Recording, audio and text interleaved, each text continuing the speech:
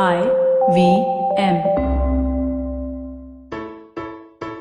So it's been a great week on IVM, and I hope that you're listening to as many shows as you can. If you're not following us on social media, we're on IVM Podcast on Twitter, Facebook, and Instagram. First, I'm going to tell you about a few new shows that we launched. Last week, we launched a show called Marbles Lost and Found with Zain and Avanti.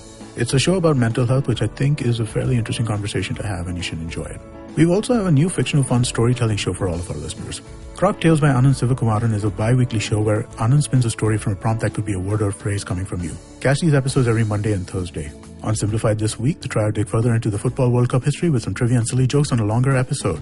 On The Scene of the Unseen, Amit Verma is joined by stand-up comedians Aditi Mittal and Abbas Momin to talk about the pros and the cons of the Indian comedy scene. On Cyrus Says, Cyrus does an exit interview with his producer Navin. Navin's going to be terribly missed around here. If you're not following him, please follow him on Twitter and Instagram. He's at House of Narona. Try and listen to as many of these shows as you can. And now, on to your show. Stories. We've got stories. They're a little bit of funny and a little bit of dissenter. You want to hear them. It's got humans. They're sitting in a box and talking roll at Varta Lab. Hi you guys, welcome to Varta Lab. My name is Aakash Mehta. I'm Navin. And today we have a really special guest. Now this is interesting because, fate would have it as Providence has decreed. As the ancestors have said. Today's guest, the introductory story is one that I could not have done on this podcast if it were not for today. Because had it come out too early, my mom would have heard it and found out about my girlfriend. But by the time this airs, she will know. Playing your cards right. Because I'm going to tell her this week. So, let's not even. Anyway, my point is, a long time ago, I was in Ahmedabad and I was doing comedy there for a couple of years with the Comedy Factory, and quite frankly, Ahmedabad not very nice. I'm not a fan of it. I mean, I have creative ways of dissing it. My favorite is to say that it's the, one man became Prime Minister to get out of Ahmedabad. That's how terrible Ahmedabad is. The additional laughter being provided is by Balraj guy. Yeah, from the last episode, that same Balraj. He hasn't left. So anyway, so one of the big problems with Ahmedabad is that there's a lot of food options, but they're not really options. They're just the same food as they all taste the same. There's just pasta, pizza, just taste the same. There's different logos. Yeah, different logos. So in the middle of all this, I came across this one cafe. Now, parallelly, through the Comedy Factory, I knew these two guys called Rohan and Isha. They're part of Ahmedabad, the foodaholics of Ahmedabad. They're huge on the food scene. They're food bloggers. They have their own radio slot, and they had this guy who would always come with them to all the shows. Okay, and he was always just there, and I was like, "हाँ ये इंसान है," and it was just assumed कि Rohan और Isha के साथ Parth free. Token guy, like a token black guy. Yeah, except token Parth guy. So now this one day I go to this cafe and I'm reading the menu in the cafe, and suddenly I'm like, dude, this is like normal. Like, this is written well. Like, there was this one gap in the menu where it was just like both the chefs and the writer couldn't think of anything to put here, so this is empty to remind you of your empty. It's just fucking like just dark shit in the middle of all of this. And the place was also called the Dark Rose. I know this is a long story to introduce somebody, but the day I called him for this, I said this is the first story I have to tell, because Parth is the reason why, mostly the reason why I'm still with my that this girlfriend is even a girl. So. Wow. Months later, I meet a girl in Ahmedabad, and I need to find out a place where we can go. And my whole game plan is... To do what, Aakash? To have coffee. Okay. So, my whole game plan usually is to take somebody somewhere and be like, this place is okay, I know a better place. And usually, and Dark Rose happened to be the better place. And what really pushed her over the board, I think, in my opinion, except for my amazingness, was that I said, read the copy. And she read it and she was into it. And when she was into that copy, I was like, oh my God, there is something here. Yeah. And then I told her, oh, this is by my friend Parth. Oh my God. With whom Isha and Rohan come free. Tables have turned. The tables have turned. And she was so impressed that I knew Parth, weirdly enough, that she kept talking to me for the rest of the evening, and it's been a year and done some from that. You're a great wingman, Parth. Without being physically present. I had no clue. This is next level validation. I can take this self-esteem and it'll last me a week. But dude, you've had a really interesting long journey. Like, you've been shifting back and forth. I remember you were in Bombay also in the middle. And then it's called schizophrenia. with your career. It's called when you're just privileged enough to not give a and yet poor enough to just sort of keep looking for other shit that you want to do. So I'm a petroleum engineer. Started off my life like that. I never knew they still made those. Yeah. Like petroleum engineer sounds so like. Yeah, it's very old. Frankly, I mean, and I had no clue. After 12th, I was literally like, I was getting into a few NITs. IIT didn't happen for me. I was apparently one of those kids who was supposed to get into an IIT, but did not. That so you were like a topper throughout, like school? Not like topper, but like I was that guy who would always be on the 10th, 11th place, but. Like, I'd solve doubts that toppers would have. Like, I was conceptually sound. Like, I was that kid. Like, Wikipedia's his assignments, but then can't really score. Like, that's why I used to fall short, basically because I was lazy. Right. But then when I moved out of school, and then I was like, all right, there are XYZ kind of things you could do. You could do electrical engineering, XYZ, whatever engineerings. I also wanted to do biology, but then my mom was like, ladke biology nahi cute. karte. Yeah, my mom was like, yeah, like cute. So then I sort of, I said that, okay, I could either do a normal engineering, but then there was this. It's a new thing. Petroleum engineering. Yeah, it's... So that's concerned with what? The extraction and refining so of... it's like in 3 stages. So I'm technically an upstream petroleum engineer. So I deal with exploring where there could be oil, drilling it, taking it out. That's where my job ends. Okay. Midstream... Like you're America. Yeah. Yeah, sort of. More like Saudi Arabia, but yeah. So and that's where the job ends. And then there's a midstream which basically transports oil wherever, and then there's your Ambanis who sort of refine it. Explore the oil. Yeah. So Exploit it was the people. Yeah. I feel like if someone ever like there are those kids who are like, oh, engineering so bad and it's such a depressing phase or whatever. Like if you ever feel that science, technology or whatever is boring and it's like just not working out for you, just go sit in like a reservoir engineering class or like sit in an exploration class because it turns your perspective about the world. Like and I've noticed that about you as well, right? You're a real technologist when it comes down to it. Like I love it's very technology. Nice to geek out about new technological shit with you. I love it. Yeah, it's very rare for me. Yeah. I love it. No, so that's sort of been like my general approach to things. Like I love it. I love the fact that, I'll share something. The first time that I had no clue what Bose was, okay? There's a company called Bose which makes like electronics and everything. And for the longest part of my life, I thought Bose, sab same hai, khali font alag hai, whatever. So I had no clue. Like Abibas, Adidas. Correct. So then I think I was in the second year of my college when I first walked into a Bose store. And so go in and they hand me like, I'm like, what's cheap? So then they just hand me those 2 earbuds. And so for the first time in my life, I put them in my ears. Yeah. And he plays a track. And I still remember very weirdly enough, it was summer of 69. Nice. And he plays it. And it's like nothing I'd ever heard in my entire goddamn life. Yes. I'm like, there are so many sounds. Refined. Yes. Like, shit, this is like, it wasn't just this guitar and like, him it was singing. The ambience like, of it and it was everything else. That. And then I put those on and I realized, shit, there's like a bass guitar on the back. Yeah. What are you saying? Yeah. Oh, that's what that thing sounds like, We just heard them.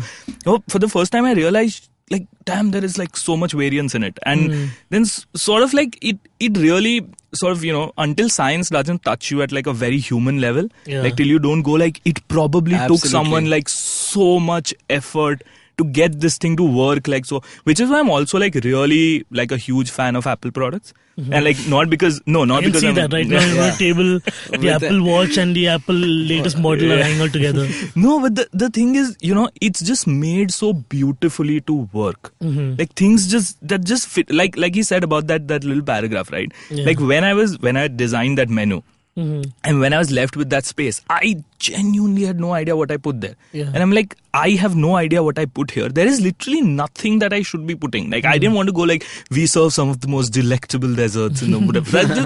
I didn't want to do that. And so especially from Ibiza. Yeah, exactly. And it sort of annoyed me because when I started to design, I think that was one of the first menus that I ever designed, like from scratch. Right. And I thought my biggest problem with menus in restaurants is that nobody reads them. Yeah. Like people just open them and go like, what is it that I've heard before? Yeah. Like what is it over here that's either headlines.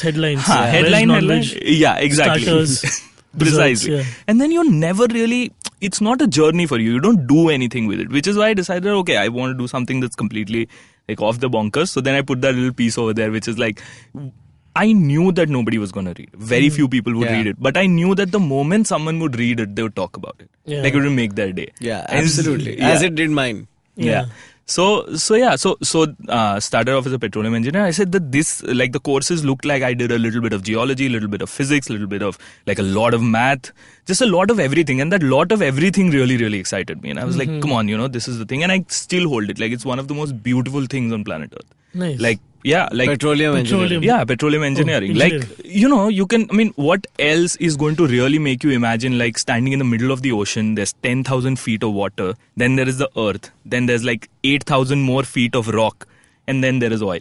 And that's the oil you use to like technically run your entire world. And like engineering something that stays stable, because then there's like a long pipe. Yeah. So think like a toothpick, which is 10,000 feet long. Yeah. And you're technically just with something on top, and then waves are just constantly rocking you. Because if you have ever been on a boat, you know what I mean. Yeah. Right? Like anyone who's been in Mumbai, been on a boat, you know what, like how rocky it is. It doesn't. And then imagine like just doing all of that and still making sure that it doesn't, because the biggest chance is you have so much machinery going on, it can blow up. Yeah. It takes phenomenal, like more than genius, it takes a phenomenal level of courage and belief in the fact that मैं ये करेगा, मेरे को रोक के दिखा.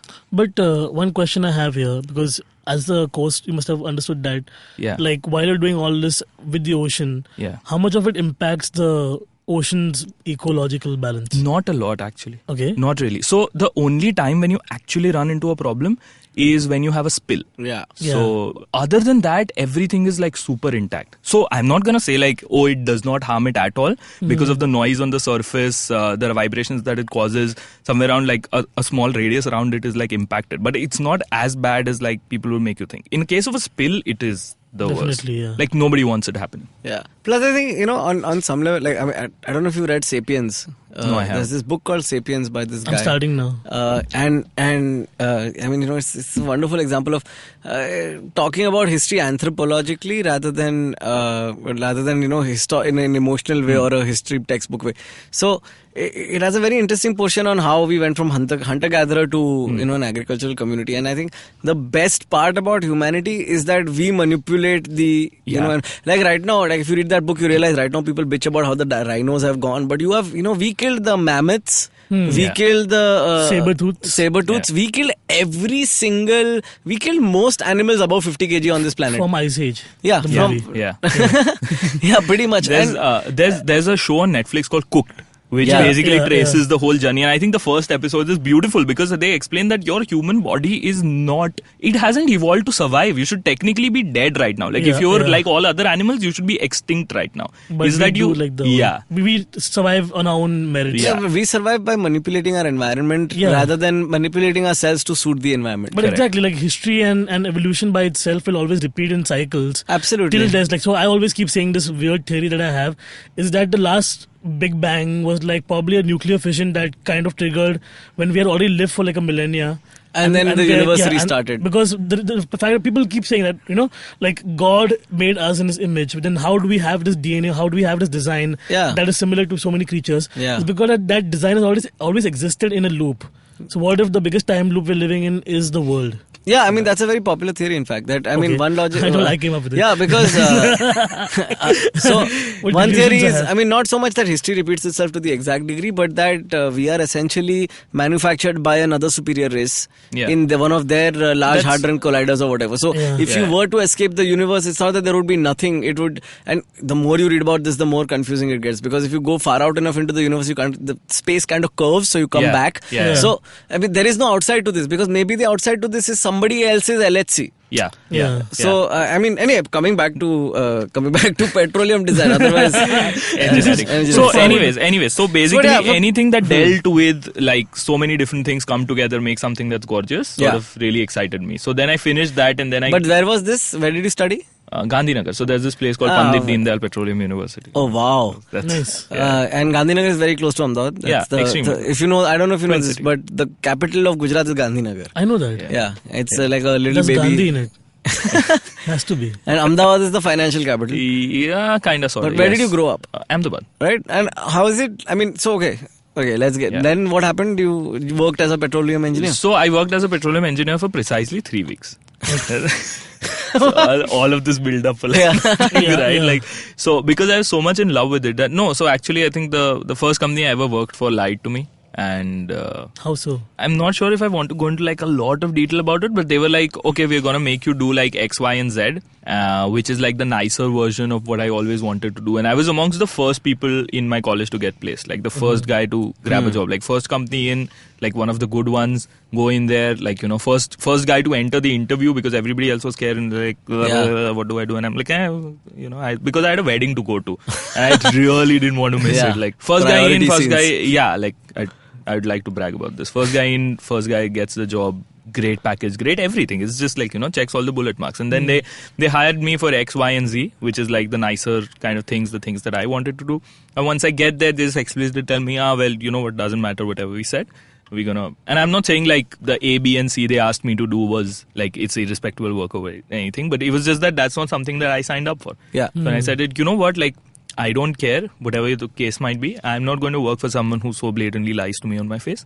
Okay. And I'm like, you know, that's not me. A man of principles. Yeah. No, it's not really about principle. It's just about if this is what you're going to start off with. Yeah, like, the lack of trust. Yeah, or else just tell me on my face. Like, you know, we're not going to. So then I get out and I was like so imagine this. Oil was in 2012, a barrel of oil was at $120. So whatever we take out, we sell, we get $120 for every 150 liters. In a year's time, in 2014, when I passed out, it's crashed to $30. Oh. Which meant that the whole market was in a huge crisis. Which means that freshers getting jobs, you know, is that a joke or what? So there were no more jobs left. And right, so there was no chance of me getting into another oil company. So then the only sort of possible progression was, okay, what else can I do if I can't do this? And I said, okay, I can write. So I call up a friend and I was like, who needs writers? Like, I'm like, I don't know. Probably a graphic designer. I'm like, maybe, like those guys can't write for shit. So. So I call up a friend and I go like, hey, if you need a copywriter, let me know. And she's like, all right.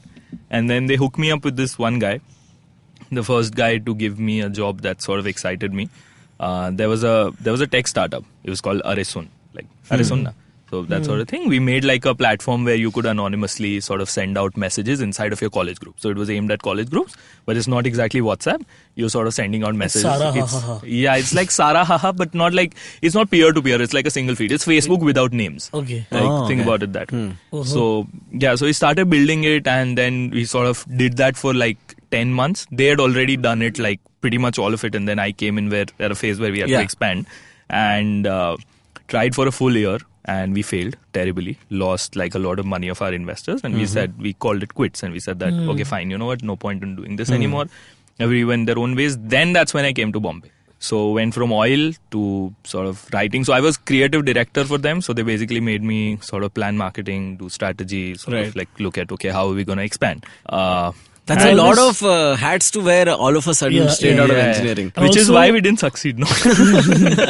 I suddenly felt bad for the investors. Yeah. Like after like a year of them putting money, you say it's not going to happen and they just have to like agree with the fact of it, or they'll be like, but it's their decision as well, no, to an extent. Yeah. I mean, most investors, they enter a startup with like an expectation that, you know, it could go anyways. Yeah, only like 1% of them work out anyway. And that's their calculation also. So if an angel investor is putting 5 lakhs, their full pot is probably like a crore or something. So then they put like small monies everywhere. So wherever it grows, then it sort of it picks up. Picks up. Then that sort of investment grows exponentially. Yeah, sometimes they'll invest in competitors as well, like just to see which one of them makes it. That also, all kinds of stuff happens. Like whatever helps you make money. They don't care about like what your vision is. They just care about, okay, is this going to make me? Is this going to make me money? So that's okay. So then that failed. Then I moved into fintech. Very, very oddly. All this while I still keep wondering why people give me jobs. I'm just like, did you have the beard before? No, I had a French cut. Like, it was not nice. It's absolutely terrible. Okay. I didn't have the look to play this part. But a fintech company in Bombay hired me. I worked there for like a year or so. After which we said, hey, you guys don't need me. You don't need me. You're just paying me money. And my boss will go like, yeah, you know what? You're actually right. Such honesty.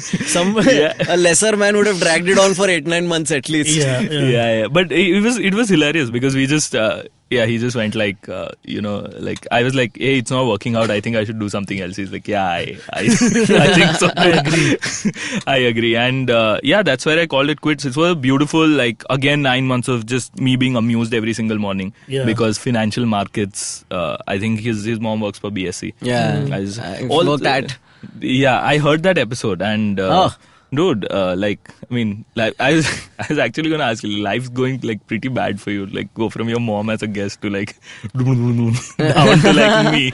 No, as in like you only have two parents. No, like I'm listening like the kind of things she has done in life, and I'm like, then why am I being called precisely? Like, no, but it's so that's what we were discussing with Balraj also earlier. The beauty of it is just that we get to call down people that we've met, we know. No, but it's beautiful. It's lovely listening to. So anyway, so that's when fintech happened, and then I moved out again. Very amusing sort of feel. Got to learn like so much about something I'm never going to use in life, but it's just the more you know, Then sort of moved into. I sort of came back, started writing online again. Like I dated another startup, then we broke up. It was hard. This time they dumped me literally. I was working for this one startup called Chai Pani, which was basically a platform that writes stories. Tells like basically positive stories from around you because there is so much negative news. Yeah. Okay. We did like a crowdfunding campaign. Cleared all of it. In fact, I think we achieved close to 112%, which was pretty awesome. Yeah. Considering it's in Ahmedabad. Yeah. Considering it's in Ahmedabad, and considering that there were some very, very generous donors, Rohan and Isha being two of them. Of course. One of the biggest donors, in fact. Some of my, closest friends came ahead, donated money. Right. Whatever. And that happened, and then, I got ditched. So. But is Chai Pani still around? By whom? Yeah, I think Chai Pani is still around. Okay. You think, oh man, this is a real breakup. Yeah. Like it is human breakup or like Chai Pani wala? Yeah. No, I mean like if you refer to your ex with, I think she's doing this now, that's like total wow, that's a breakup. Okay. Yeah. No? Yeah, I think they're still online, they're doing things, they're still publishing stories or whatever, they put out videos and things like every that. once in a while. Yeah. Oh, I think they're still breathing. Yeah, like that. Some miserable air from the sucking the oxygen out. Yeah, I try not to think about it. That's me saying. But then how did suddenly radio happen? No, so then, from there I was completely jobless. So, you used to work with Manan, right? At the Comedy Factory back in the day. Manan was also a contributor, lovely guy. Achha. And then he was like, yaar, ab tune chhod diya, to yaar, ab, what? Like, I came on board because of you. And then he was like, okay, then, there's this, and then Radio Mirchi was at that time, they were sort of starting your phase 3 stations. Right. So like basically they're starting more stations, and he was like, hey, they're looking for writers. I think you write, you do something of that sort, go ahead. And at that point I'd started working for Have More. The ice cream guys, So I was a brand manager for digital. So I used to handle their online pages. Got hired by, again, like I have this thing, right? I don't work for great companies, I work for great bosses. So like I always gun for like people who I want to work with. Like if this guy is going to hire me, am I going to enjoy? I mean, what's the total, like how much am I going to learn? Like at exactly. the end of the day. Like, that's been my fund as well. हाँ, मेरे को कितना सीखने को मिलने वाला है? You are a 200-year-old company. I don't, I don't really care. If it's not going to teach me, if I'm just going to sit on Excel sheets, it doesn't matter to me. Yeah. I still remember my first Book My Show interview had gone, and there was this guy called Pratyush handling the whole team. Fun guy, he's a guitarist. He plays for Twist to Break Seal, the band. Oh, okay. And he just like saw on my resume that I was like an avid Game of Thrones fan. So instead of like talking about my qualifications or any of that sort, which I did not have to be a writer, first of all, like review movies, I had no idea. But he was like, tell me your favorite character from Game of Thrones, and I went Daenerys Targaryen. And he's like, why not Littlefinger? Why not so-and-so? Why not Sansa? So then we had this entire very animated conversation for 35 minutes about Game of Thrones. Yeah. And that's when he hired me. And I felt like, oh, this is the guy I want to work with. But then like they didn't let me work with him. By the time I joined the company, the boss was replaced by this woman. The woman. The woman. Yeah. Oh, there's some women story scar out. you. And then some women leave you broken. Yeah. She was none of them. She She was neither. Yeah. Some women make you want to take a shit on their car. She was one of them. That's what Kabutar say about everybody. Did you know that pigeons crap more on top of white cars than they do on top of any other kind of car? No, I did not. This information I did not think I would get today, but I have now. I have now. Yeah. See, you feel better, right? The more you know. Actually, so that's very considerate of pigeons because white पे उतना दिखता नहीं है. नहीं कुछ का depends on their diet. But that's true. Why is the reason for this? I have no clue. Sorry, I don't remember.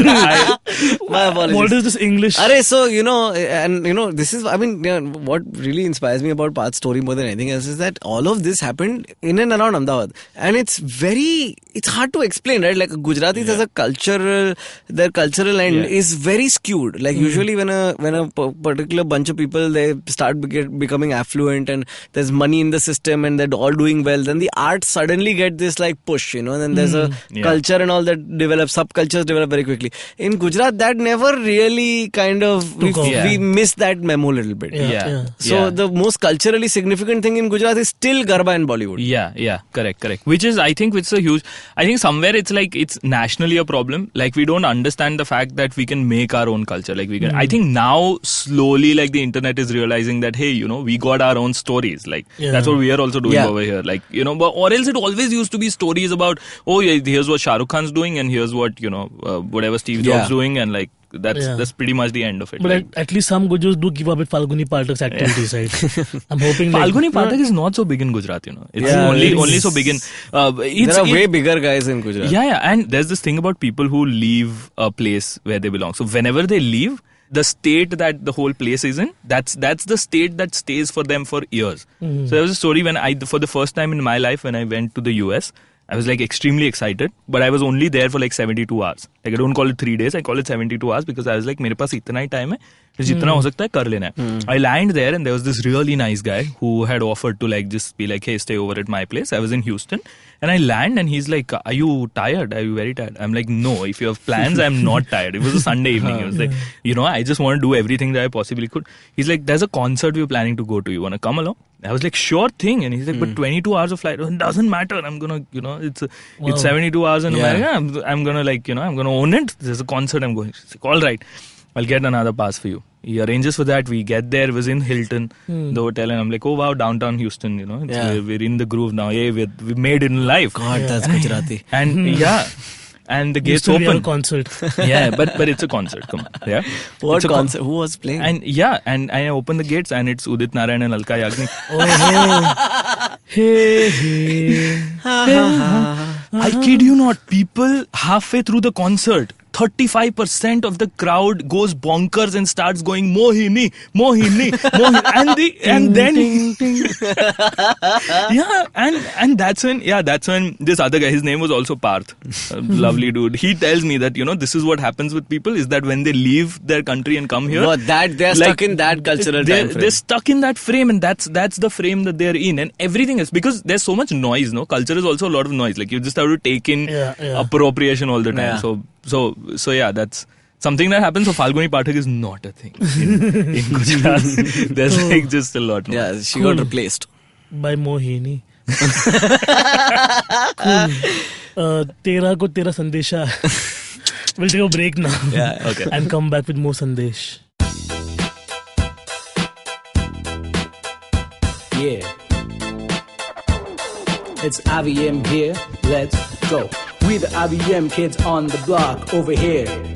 Just to talk, taking a break from producing all day, coming on this podcast cause we got stuff to say. IVM Daily is the name of the show. Monday to Friday, we ready to go. Talking about stuff in our head. We might even talk about our favorite bread. Signing out, it's IVM here, the podcast network that's in your ear. Catch IVM Daily, Monday to Friday on the IVM Podcast app or wherever you get your podcasts.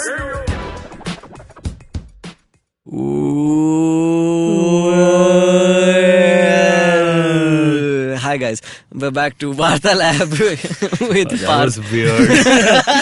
Welcome to our studio.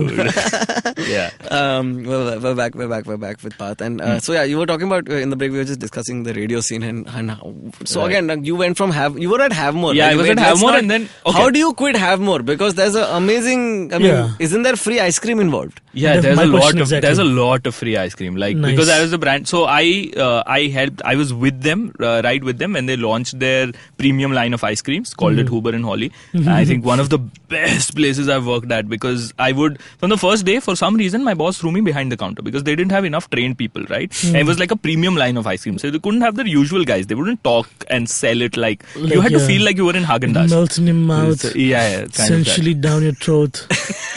Yeah, precisely. That's what. Scintillating flavors in your nipples and all that. And like if you're in Ahmedabad in ice creams, you have like tough competition. Like everybody is like eyeing for your for this spot. Because Gujarati log kha bhi kam cheeze sakte hain na. Or with no alcohol left, like you have to like have some addiction. Some sugar rush. वो लोग rum and raisin flavor खा के खुश हो जाते हैं.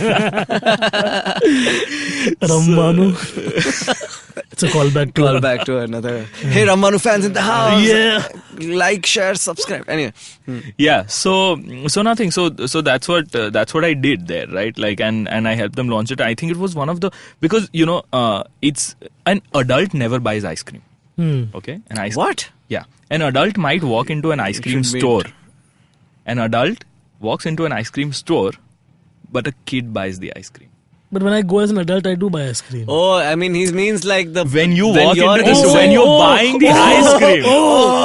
It's philosophy. Oh shit. We have to. And we snap fingers here now because we want to mock. Yeah, we want to mock poetry.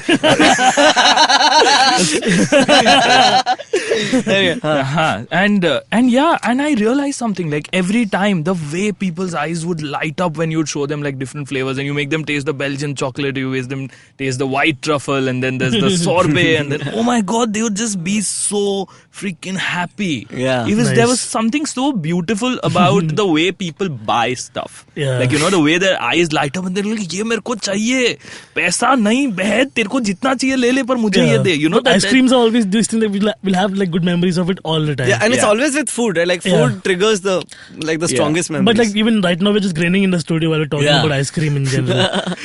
And that was like a great learning experience into understanding like how people think, how they behave in like certain conditions. Loved that. But the thing was that at the same time, Manan, as I was speaking about, happened to say that, hey, these guys need some writers. So it was like I worked there for like 4 or 5 months. Not more than that. I have more. I hate like quitting that, but it was sort of like anymore. Yeah, like it was like this perfect bride, but the problem was I started having an extramarital affair because radio was like my radio was my childhood crush. Like ever since I was like a kid. And then finally this crush comes up to me and says, "I think you're cool. Wanna hang out for a bit?" Yeah, and I'm like, analogy max ho gaya, bro. And then I was like, that sounds about right. And then I came here, and I've now spent 1 year and 3 months, and I think this is the longest that I've been in like a single company. And I am glad I'm nowhere close to quitting. So it's something. It's a very. I mean, if anything, it's a promotion, right? When you move from Ahmedabad to Mumbai for something. Yeah. Nice. It is. At least in terms of tolerance. Yeah. So now you basically produce and also like host. Like I want to begin hosting more stuff. Like I want to like create more directly, but then there's a lot of indirect creation that we do. Work with like a lot of different RJs. So there's content that's going all the time. So RJs are sort of responsible for making their own content, but then there's content that goes between the songs and like sort of little promos and little whatever. Nice. But here's what messes with me, right? Like I mean, when you're working in radio right now, on some level, right? Like Yeah, I mean, that it's like it's radio and it's the listenership is reducing. I mean, it's almost like the equivalent of working TV right now. No, that's not. And plus competition from podcasts. And plus, I mean the rate at which the penetration is increasing is why you see an upswing. Otherwise, I mean, globally, less and less people listen to the radio, right? No, that's not true. No, I think no. I kind of disagree because the thing with radio is that it's increasingly becoming a background medium. That is something I'd agree with. So, we don't have appointment listenership in radio. Like you don't turn on the radio at a particular time and then go like, you know what, it happens with some RJs. Some of them create brilliant content. But otherwise, the truth is that, it's not appointment listening. Right. But it's not like it's not listening at all. Right. Like people still listen to radio in their cars, and there's a magic of, I call it the magic of radio, and it's just that you are not in control. And that sort of lack of control pairs up with like the kind of enjoyment that it gives. But what's up with the ads, man? For real, like it's just some ads. The other day there was an ad where this guy says ki bhai sahab zara menu dikhana, and the guy shows a menu and he's like, home loan, ye loan, wo loan, and then he says, ye kahan milega? How did you ask for a menu? You're at the restaurant. You understand the physical frustration I felt while driving the car. I was banging the steering wheel. Did you write the menu part? No. Any chance? No, but I mean, like, my fascination with radio comes from the fact that I used to listen to it late night. Like, it's a very nice, warm feeling. And because it's more than just the fact that this other person is up with me and talking on the radio. Dudes who usually they are like, जी हाँ, स्वागत है आपका. आज का ये समाज हो हम निभाने. Yes, I love you. Yeah, and it's really great. Because it's the beauty of it is not that this guy is up with me, it's that there are more of us right now. There are enough of us to validate this radio station playing this. I have a very cool story about this. Alright, you guys are gonna love this one. So Delhi, all right, we're talking about mid-20s, so like 2004-5, I guess, right? And radio had launched, and it's been like a few years, and Radio Mirchi is like really there, and like it's like the coolest brand. Like it was cool before Google really became cool, right? Like somewhere in 8-9 people started saying, look at Google's cool offices. This was the place before that. Like, so it was very cool. And then, we're going out to clients and we're trying to get ads and, doing all that. And there was this one particular stickly client who is not giving business for the longest time. And he's like, मेरे को नहीं लगता radio कोई सुनता है. I don't think anybody cares about it. I don't think even if an ad played on there, anybody is, really going to whatever. So he's basically not giving. Now there's this thing that happens in Delhi. Every once in a while there are dust storms. Really huge dust storms. So around 4 o'clock also there'll be overcast, sudden darkness. You can't see anything on the street. And if you're not alert enough, you can run into accidents. Mission impossible. Right. Yeah. So that happens, correct? And then, of course, paired with that are jams, because then now everything slows down. So there's a traffic jam. Now, one fine morning, there's this storm. The next day, one fine morning, the guy gets a phone call. The sales guy who's been chasing this businessman. And he's like, Acha, come over to my office. I want to talk about a campaign that we want to do. This guy's like, yeah, sure. And he's surprised. And so he runs there and he goes like, yeah, sir, tell me. So he's like, okay, here is our marketing brief. This is what I want you to do. He comes back, like, makes a few spots, goes back. And the guy's like, hey, okay, let's do the campaign. It begins and he takes like the reverse order, whatever, like the transfer order and everything. Like he does all the paperwork. Like just pushes everything into his bag just to be sure that he has the business. And then he goes like, what happened? What made you change your mind? And he said that yesterday I was on a bridge and Radio Mirchi was playing in my car and we were in a traffic jam. It was 4 o'clock and there was a sudden dust storm. Pallavi Rao Narvekar, she's now the wife of Rahul Narvekar, the guy who made India. So whatever. So she used to be an RJ the guy back who made in what? India Roots. Okay. IndiaRoots.com. Rahul, he's basically a startup entrepreneur, a venture capitalist of sorts now. His wife, Pallavi Rao, she used to be an RJ. 2 to 5 afternoon show. Amazing human being. She was hosting and she suddenly says that there's a dust storm incoming in Delhi from so-and-so direction in this area. If you're on the street and you're driving right now, please turn on your headlights. This guy was on a bridge. Both sides blocked. Traffic jam. And the whole bridge lights up. Nice. The moment she says, turn on your headlights to be safe. That's amazing. And then the next morning he goes, takes up the phone and goes like, Uski batti jal gayi. Yeah, that's amazing. Yeah. So there's a very warm magic to radio. It's I don't know. I haven't really found the right words to express it, but it's very warm. And I think because of that warmth, it will always stay alive. Right. In whatever form it is. But do you feel like it's restrictive as a medium to you for some time? Because you can't really do news, or legally speaking, you're not allowed to do news. Yeah, you're not allowed to do current affairs. But then, that's not the only thing that you... See, current affairs, I feel, is lazy content. I mean, after a point, you'd agree. I mean, it's out there, right? Donald Trump said something. Sure, let's go ahead and say this. People would like to listen to it. Theek hai, ho gaya. But then think about it like you guys do jokes. Like, that's not lazy content. You have to actually sit down, write, do it like a few times. It's real content. It's something that came out of you. Right. And you know that there, even after hundreds of years of jokes would have been written, there will be more jokes to write. There will be more stories to tell. There will be more of just everything. There will be jokes about jokes. It'll just keep happening that way. So, like, if you really want to make content, if you want to entertain people, I don't think it's like you have to be on, like, you can refer to news, and people do that all the time. But the thing is, like, that magic has to, so which is why, like, some of the, like Naved is like a really popular RJ. Yeah. There's Jitu Raj here in Bombay, right? And there's Mir in Kolkata.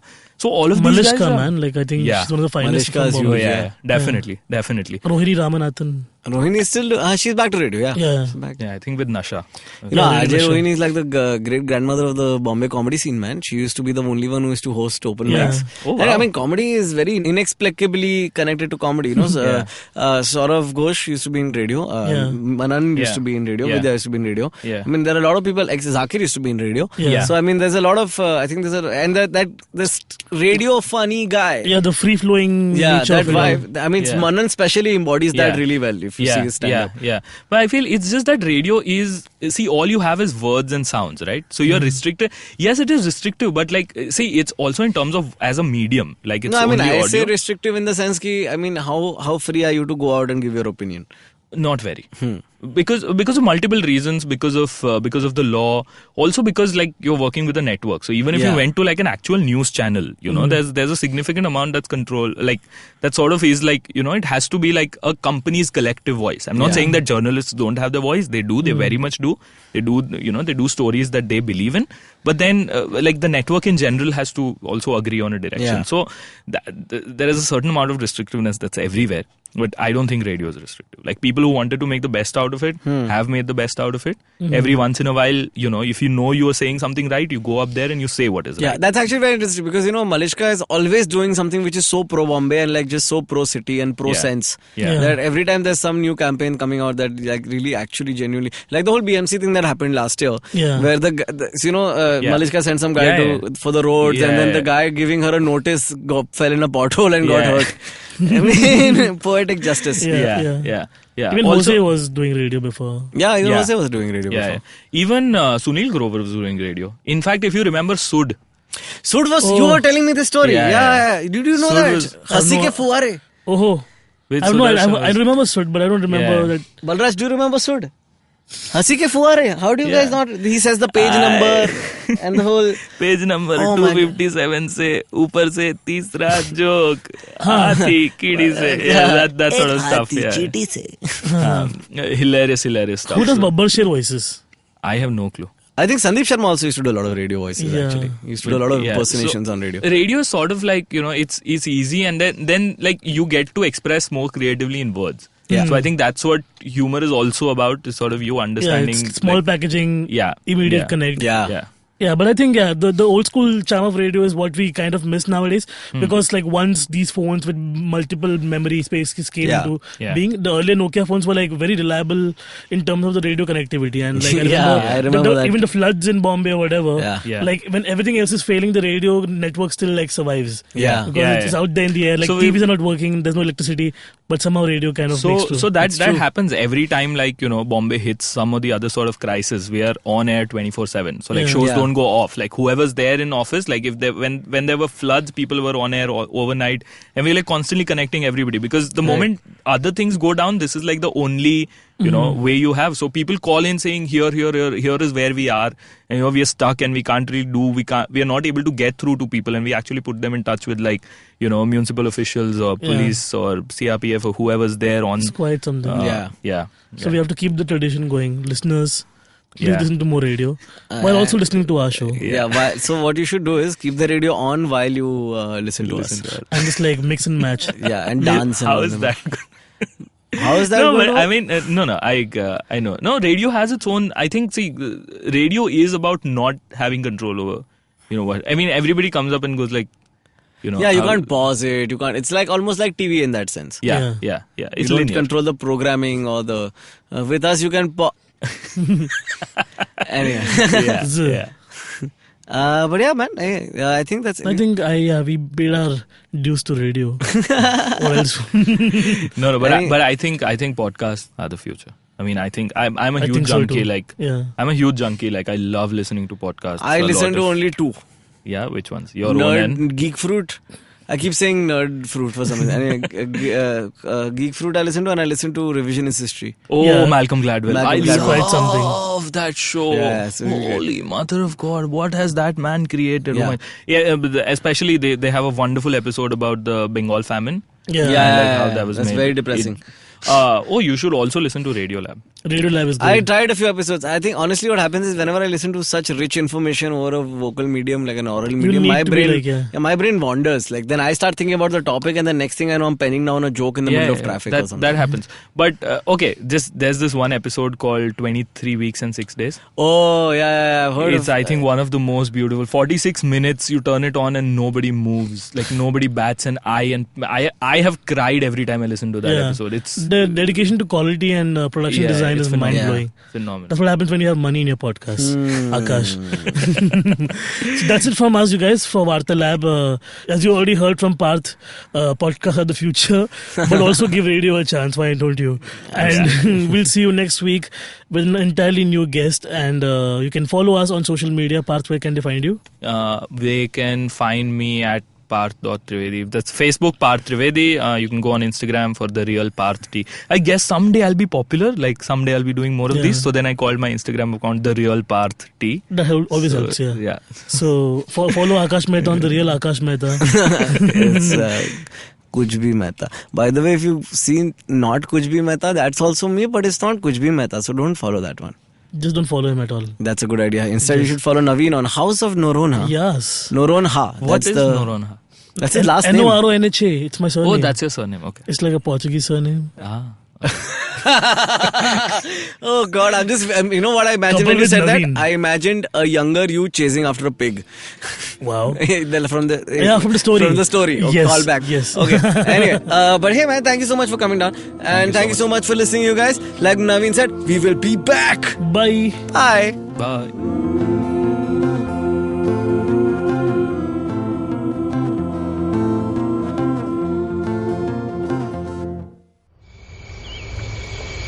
There she stands, a podcast addict. Outside the bank, having travelled several miles to get in with other poor souls like her. The journey, though daunting for this youngling, will have some comfort because she has downloaded her favourite podcast. You can see more of her species on ivmpodcasts.com. Your one-stop destination where you can check out the coolest Indian podcasts. Happy listening.